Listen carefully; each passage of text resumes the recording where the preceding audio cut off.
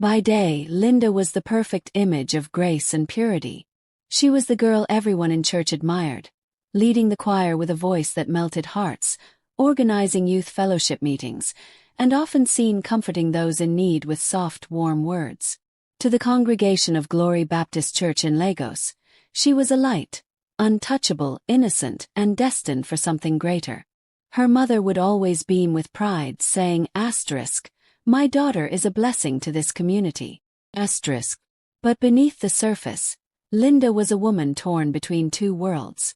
As the sun dipped behind the crowded skyline, Linda shed her modest dresses and replaced them with shimmering skin-tight outfits that turned heads. At night, she wasn't the Linda people thought they knew. She was Linksy, a slay queen who ruled the nightlife of Lekki. Clubs, lounges, rooftop bars, she knew them all. And they knew her. Her Instagram glowed with pictures of champagne, designer heels, and late-night selfies, always tagged #LivingMyBestLife. To those who followed her online persona, she was a mystery, a woman of beauty, luxury, and secrets. But no one could ever imagine that beneath the makeup and glitter, Linksy was the same Linda who read Bible verses in church the next morning. The truth was, Linda never planned to live this double life. After losing her father in a tragic accident when she was 18, her family was left drowning in debt. Her mother struggled to keep them afloat, working long hours in a small tailoring shop, while Linda juggled part-time jobs and school. But Lagos is unforgiving. It takes more than prayers to survive in its relentless streets. It started innocently enough, hosting events, modeling for a few fashion brands, working as a hostess at exclusive parties. But one night, after attending a high-profile event, a wealthy businessman named Chief Otunba noticed her. He offered her a taste of a life she'd only dreamed of: designer clothes, private vacations, and a generous allowance that would cover her mother's debts and tuition fees. Linda knew it was dangerous. She told herself it was temporary, just until things got better. But nights turned into months, and with each passing evening, the line between Linda the church girl and Linksy the slay queen blurred. And though she smiled in pictures and laughed with strangers in dimly lit lounges, a storm brewed inside her. Every time she knelt to pray in church, guilt gnawed at her heart. She wondered how long she could keep up the act before both worlds came crashing down. But what no one knew, what would truly shock everyone, wasn't just what Linda did at night, but why she did it. And one fateful night would change everything. The streets of Lagos came alive at night, flickering with neon signs, blasting Afrobeats, and the scent of roasted suya floating in the air. Beneath the glittering city lights, Linda moved like a shadow, confident, untouchable, and effortlessly beautiful. But inside, the weight of her choices clung to her like a second skin. That Friday night, she was at Club Vibe, one of the city's most exclusive spots. The air smelled of expensive perfume and spilled cocktails. The bass from the speakers made the floor tremble as bodies swayed under flashing lights. Linda, or Linksy as everyone here knew her, wore a crimson dress that shimmered like liquid fire. Her phone buzzed endlessly. Admirers, potential sponsors, and those eager to claim a moment of her time. But Linda wasn't there for the attention tonight. She had a purpose. Chief Otunba had invited her to a private VIP section, promising another business opportunity. Over the months, Linda had seen things she wished she could forget: shady deals, whispered secrets, and women who disappeared without a trace. But desperation kept her tethered to this world, always justifying her actions with the needs of her family. As she approached the VIP lounge, she noticed something strange: a new face among the usual crowd. A young girl, no older than 16, sat awkwardly beside Chief Otunba. She looked out of place, her innocence stark against the heavy makeup and revealing clothes the others wore. Her wide, frightened eyes locked with Linda's, silently pleading for help. Linda's heart tightened. She recognized that look. She had worn it herself on her first night here. Chief Otunba, sensing Linda's hesitation, leaned in and whispered, "Help her settle in. Teach her the ropes. She'll be like you in no time." Something inside Linda snapped. The girl's name was Ada. She was from Enugu, lured to Lagos with promises of a modeling job, only to find herself trapped in a nightmare she didn't understand. That night, Linda couldn't bring herself to laugh, dance, or pose for pictures. Every beat of the music felt like a countdown. She watched Ada cling to a glass of untouched wine, her eyes glistening with unshed tears. For the first time in months, Linda saw herself clearly, a girl swallowed by a world she thought she could control. And she realized, no matter how deep she was in this life, it wasn't too late to climb out. The question was how. How do you leave a world that punishes those who walk away? How do you protect a girl like Ada when powerful men like Chief Otunba held all the cards? But Linda knew one thing for sure. This night would not end like the others. She had to make a choice. A choice that would either save them both, or destroy them.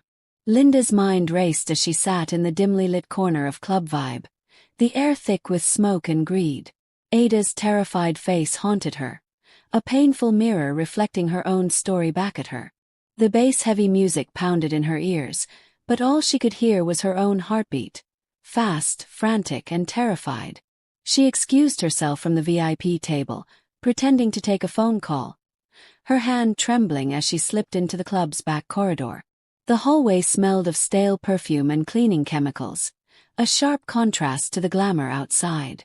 She leaned against the wall, closing her eyes. Enough. It was time. Linda made a quiet call to her childhood friend, Daniel, a church youth leader, now a volunteer with a local NGO that rescued girls from trafficking and abusive situations.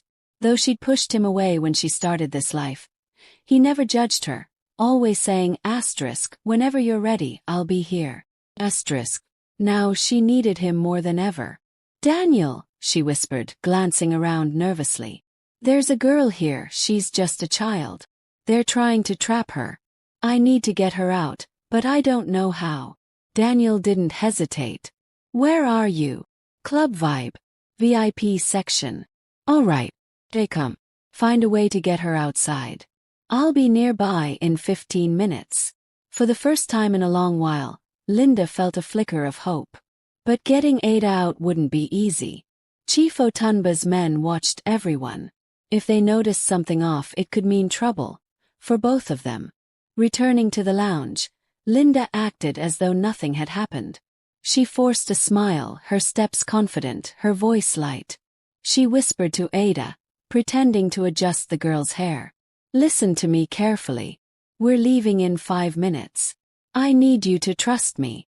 Ada's eyes widened in fear, but she nodded. Linda excused them both under the pretense of freshening up in the ladies' room. Inside, Linda quickly swapped her heels for a pair of flat sandals she kept in her bag, something she'd always carried for long nights out. She handed them to Ada. "Put these on. We'll run if we have to." They slipped out through a staff exit Linda knew well. The cold night air hit them as they stepped into a dark alley behind the club, their breaths visible in the chill. Linda's phone buzzed. It was Daniel. "I'm here." A black van pulled up at the corner. Daniel jumped out, his face tense, worry etched into every line. "Get in." The girls climbed in without hesitation. As the van sped away, Linda looked back at the club, at the life she was leaving behind. Ada clung to her, sobbing softly. For the first time in what felt like forever, Linda's tears weren't from guilt, but relief. She didn't know what tomorrow held, but she knew she'd made the right choice. The van rolled through the sleeping city, far from the bright lights and heavy music of the night. Linda held Ada close, feeling the girl's shivers ease little by little. Daniel drove in silence, his face hard but his eyes soft with understanding. They arrived at a safe house, a simple gated compound managed by the NGO. Inside, soft lighting replaced the harsh neon glare Linda had grown used to. The quiet hum of a ceiling fan filled the air. A woman named Mama Nkechi welcomed them warmly, offering blankets, tea, and words of comfort. Ada clung to Linda like a sister she never knew she needed. For the first time in years, Linda felt safe. The burden she'd carried for so long seemed to lift, replaced by a quiet strength she didn't know she still had. Daniel sat with her later that night. They talked under the soft glow of a porch light, the air cool and calm. "I thought you'd forgotten about us," he said gently. I almost forgot myself, Linda admitted, her voice thick with emotion. But seeing that girl, it was like looking at myself. I couldn't leave her. And I couldn't keep lying to myself. Daniel nodded. You've done a brave thing tonight, Linda. Not many people make it out of places like that. And even fewer have the courage to bring someone else with them. For the first time, she smiled genuinely. I want to help others. I want to fix what I can. I don't want to live like that anymore. It wasn't going to be easy. Chief Otunba would notice her disappearance, but Daniel promised to involve the police and the right people. The safe house had protected many girls before, and now it would protect Ada and Linda too. In the weeks that followed, Linda returned to church. Her mother, though heartbroken to learn parts of the truth, held her tightly and said, You're my daughter. Nothing changes that. I'm proud of you for finding your way back. Linda started volunteering with Daniel's NGO, speaking to young girls about choices, survival, and self-worth. Her story became a lesson, a beacon of hope for others trapped in the same vicious cycle. Ada, too, began to heal. Slowly, her laughter returned, and the light in her eyes grew brighter. She started school again, determined to build a life of her own. And Linda, no longer Lynxie but wholly herself, found peace in the simple, honest life she once thought was out of reach. It wasn't the wealth, fame, or glittering parties that gave her joy. It was the freedom of living truthfully, the warmth of community, and the knowledge that no matter how far you stray, redemption is always possible. In the end, Linda's story wasn't about what she did at night. It was about the courage to change, to face one's demons, and to become the kind of person others could look up to. And in that, she finally found her true worth.